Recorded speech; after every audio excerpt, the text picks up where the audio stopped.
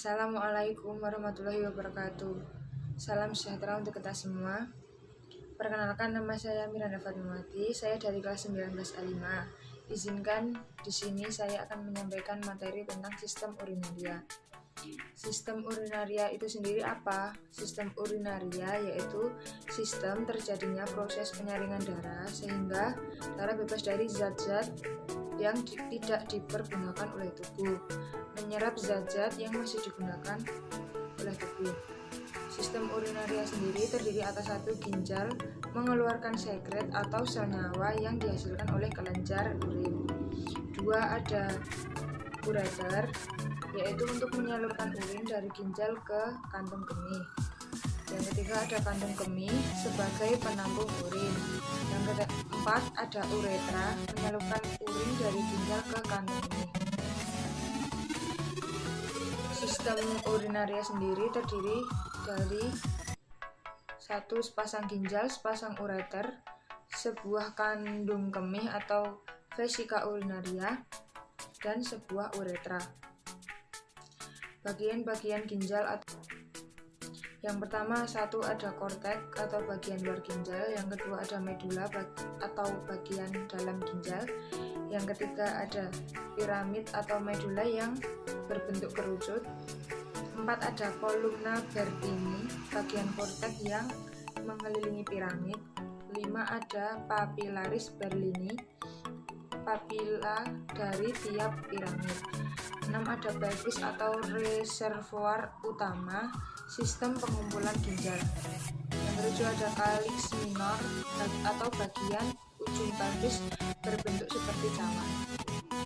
Yang 8, ada calyx major atau kumpulan dari beberapa calyx minor.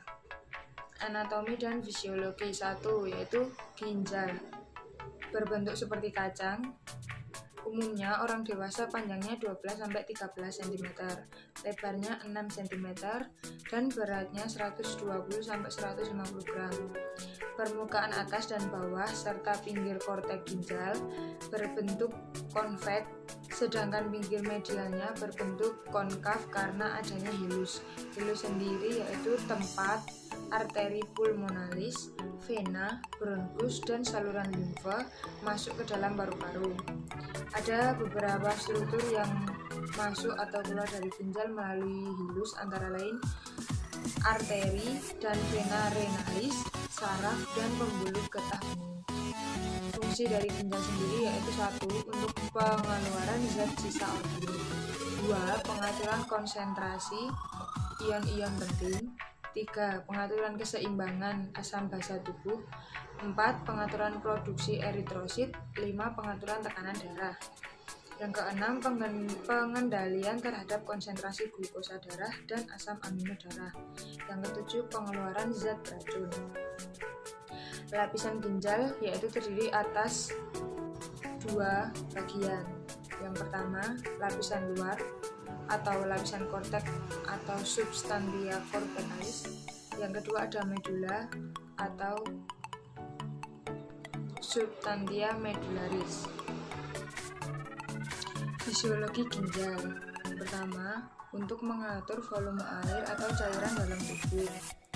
Yaitu yang kedua, mengatur keseimbangan osmotik dan mempertahankan keseimbangan ion yang optimal dalam plasma atau keseimbangan elektrolit.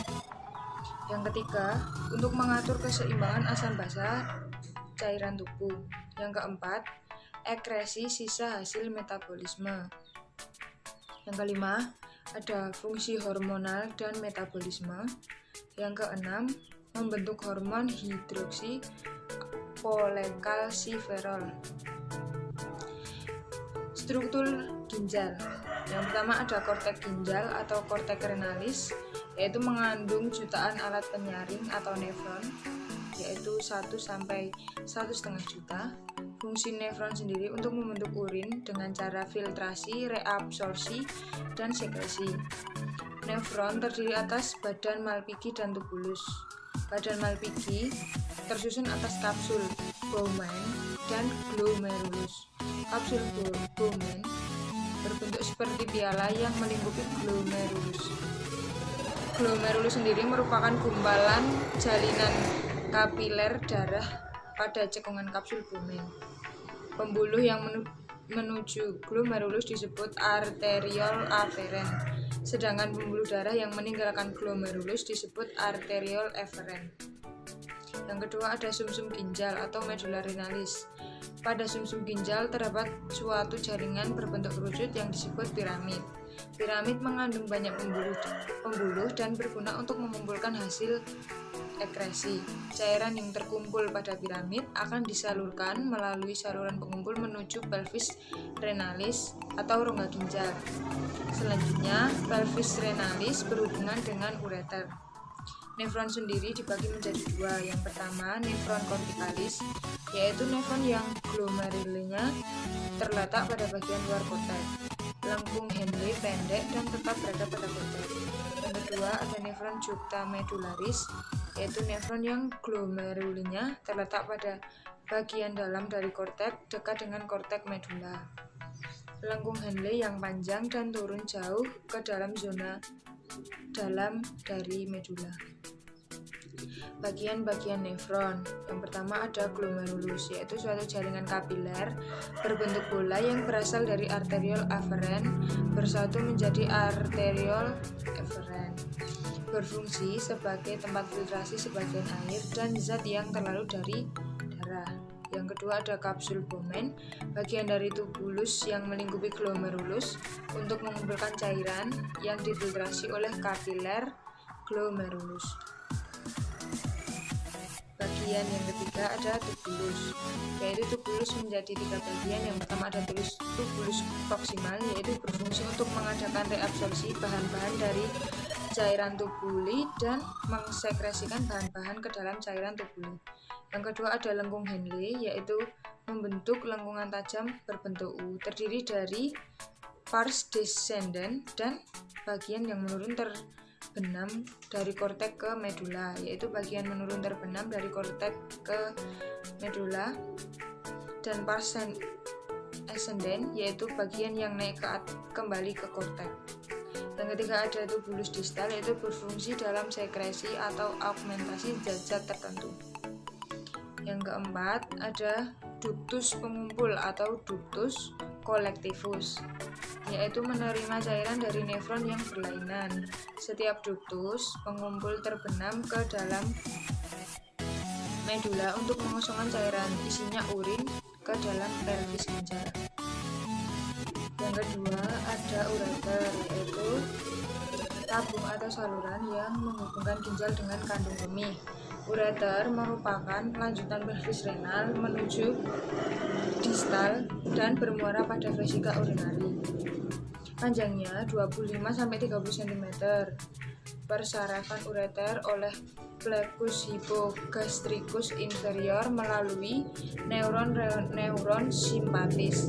Terdiri dari dua bagian, yaitu yang pertama ada pars abdominalis, yaitu berada di dalam rongga abdomen. Yang kedua ada pars pelvina, yaitu di dalam rongga pelvis. Lapisan dinding ureter terdiri dari satu, lapisan luar atau jaringan ikat atau fibrosa. Yang kedua ada lapisan dalam, yaitu atau disebut dengan otot polos. Lapisan dinding ureter terjadi gerakan peristaltik setiap 5 menit sekali yang mendorong urin melalui ureter. Yang ketiga ada vesika urinaria, disebut juga dengan bladder atau kandung kemih. Merupakan kantung berongga yang dapat diregangkan dan volumenya dapat disesuaikan dengan mengubah status kontraktil otot polos di dindingnya. Mempunyai fungsi sebagai reservoir urin, yaitu 200-400 cc. Vesika urinaria mempunyai bagian, yaitu yang pertama ada apek, dihubungkan ke kranial oleh urachus, yaitu sisa kantong allantois, sampai ke umbiculus atau pusar. Yang keempat ada uretra, merupakan saluran sempit yang berpangkal pada kandung kemih, berfungsi menyalurkan air kemih keluar. Dalam anatomi, uretra adalah saluran yang menghubungkan kandung kemih ke lingkungan luar tubuh. pada pria berfungsi juga dalam sistem reproduksi sebagai saluran pengeluaran air liur. 1. Uretra pada wanita. Pada wanita, panjang uretra sekitar 2,5 sampai 4 cm dan terletak di antara klitoris dan pembukaan vagina. 2. Ada uretra pada pria. Pada pria, panjang uretra sekitar 20 cm dan berakhir pada penis. Uretra pada pria dibagi menjadi 4 bagian, dinamakan sesuai dengan letaknya. 1. Pars prostatica, terletak sebelum kelenjar prostat. Yang kedua ada pars prostatica, terletak di prostat.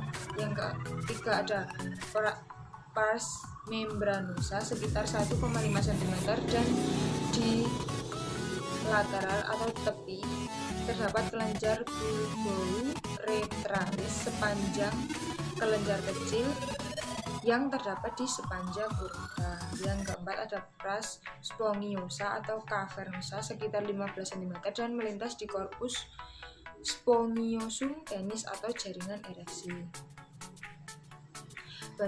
Proses pembentukan urin. Yang pertama ada filtrasi atau proses penyaringan zat sisa metabolisme yang dapat menjadi racun bagi tubuh, terjadi di dalam glomerulus. Hasilnya filtrat glomerulus atau urin primer.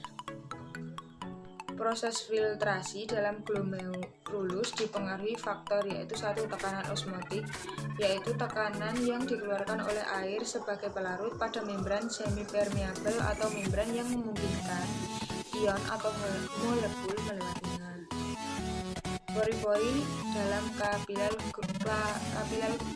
glomerulus membuat membran semipermeabel memungkinkan untuk melewati molekul yang lebih kecil dari air tetapi mencegah molekul yang lebih besar, misalnya protein dan plasma. Yang kedua, proses reabsorpsi merupakan proses penyerapan kembali filtrat glomerulus yang masih mengandung zat-zat berguna bagi tubuh. Beberapa zat yang diserap kembali antara lain glukosa, garam-garam, ion anorganik, dan asam amino. Reabsorpsi terjadi dalam tubulus contortus proximal, yaitu menghasilkan filtrat tubulus atau urin sekunder. Yang ketiga ada sekresi atau augmentasi, proses pengeluaran zat sisa yang sudah tidak diperlukan lagi oleh tubuh. Di saluran pengumpul berlangsung penyerapan H2O sehingga terbentuk urin sesungguhnya. Peredaran darah ginjal. Ginjal mendapat darah dari aorta abdominalis yang mempunyai percabangan dengan arteri renalis atau berpasangan kiri dan kanan. Arteri renalis bercabang menjadi arteri arcuata, kemudian bercabang menjadi arteria interlobularis. Arteri interlobularis yang berada di tepi ginjal bercabang menjadi kapiler membentuk gumpalan-gumpalan yang disebut glomerulus. Glomerulus ini dikelilingi oleh alat yang disebut kapsula Bowman. Persarafan ginjal. Ginjal mendapat persarafan dari plexus renalis atau sistem saraf dan otot yang mengontrol pembuluh darah, berfungsi untuk mengatur jumlah darah yang masuk ke dalam ginjal.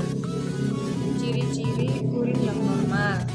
Jumlahnya rata-rata 1-2 liter sehari, tetapi berbeda sesuai jumlah cairan yang dimasukkan. Banyaknya bertambah pula terlampau banyak protein dimakan. Warnanya bening oranye pucat tanpa endapan. Baunya biasa tajam. Berat jenis berkisar dari 1010 sampai 1025. Fungsi homeostasis ginjal. Ginjal mengatur pH, konsentrasi ion mineral, dan komposisi air dalam darah. Ginjal mempertahankan pH plasma darah pada kisaran 7 sampai 4. Kadar ion natrium dikendalikan melalui sebuah proses homeostasis yang melibatkan aldosteron. Patologi sistem urinaria. Patologi sistem urinaria yang pertama yaitu ada glomerulonefritis, yaitu peradangan pada ginjal yang dimulai dari glomerulus, ditandai dengan proteinuria dan hematuria. dapat berkembang menjadi gagal ginjal. Glomerulonefritis akut terjadi ialah akibat infeksi kuman Streptococcus, yaitu timbul hematuria, edema, hipertensi, penurunan fungsi ginjal. Pengobatannya yaitu dengan istirahat, diet, pembatasan cairan dan garam, antibiotik, antihipertensi, dan antidiuretik bila perlu.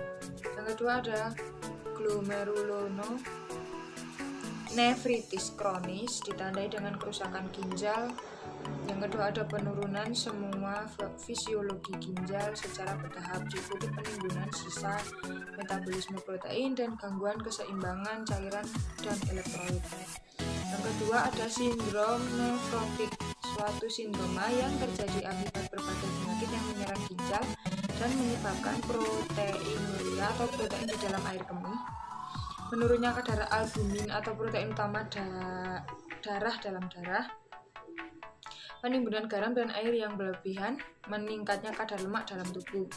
Yang ketiga ada nefritis atau peradangan ginjal, ditandai dengan hematuria, darah di dalam air kemih, proteinuria, dan kerusakan fungsi ginjal yang tergantung kepada jenis, lokasi, dan beratnya reaksi kekebalan. Sekian penyampaian materi tentang sistem urinaria dari saya. Jika ada kesalahan dan kekurangan mohon dimaafkan. Assalamualaikum warahmatullahi wabarakatuh. Terima kasih.